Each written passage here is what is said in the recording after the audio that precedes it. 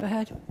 William McCray. In the last commission meetings, I asked you guys about this guy you paid $140,000 to who was brutalized by a West Palm Beach police officer, and several commissioners said that they spoke to the chief and he had alleviated their concerns and he was changing the culture.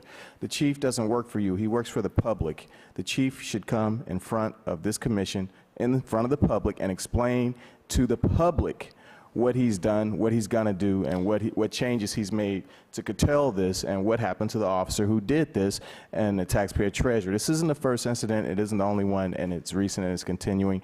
And he doesn't owe you the explanation. He owes the taxpayers and the voters out here explanations, not you. Please, we're concerned, because if it was a white kid, wealthy kid from Ibis or Iron Horse, or a Princeton or Harvard graduate of African American descent, maybe somebody would be concerned.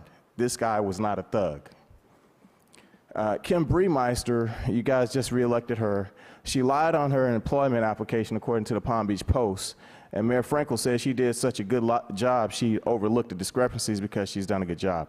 The police department has a policy: if you lie on your application, you're terminated. The bottom line, period. So how you guys could still consider her to represent us with that kind of disloyalty on her application to the taxpayer is beyond my comprehension. I think it's shameful and disgraceful, and she should be rescinded from consideration for us. And I know you guys love Dr. King.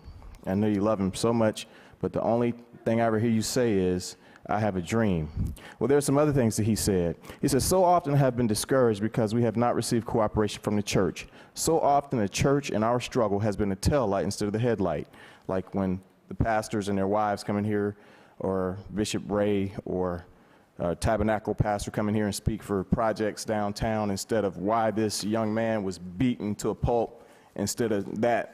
It says, in my talk with black ministers, I informed them that you can't preach the glories of heaven while ignoring the social conditions in your own community that causes men to live in an earthly hell. Dr. King.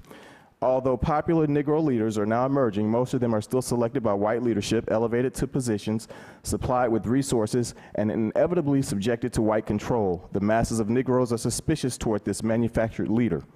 We have to create leaders that have virtues that we can respect, who have moral and ethical principles that we can applaud. We have to refuse the crumbs from the big city machine and demand a fair share of the loaf. Dr. King. If you've never found something so dear and precious that you will die for it, then you're not fit to live. You might be 38 years old, as I happen to be, and one day you're called upon to stand up for some great principle or cause, and you refuse because you're afraid. You refuse to do it because you want to live longer. You refuse because you're afraid to lose your job. You are afraid that you'll be criticized by others. You're afraid you will lose your popularity, or you're afraid that somebody will stab you, shoot at you, or bomb your house. So you refuse to take a stand. Well, you may go on and live to be 90 years old, but you're already dead. You died when you refused to stand up for what's right. You died when you refused to stand up for truth. You died when you refused to stand up for justice. Thank you, Mr. McCray.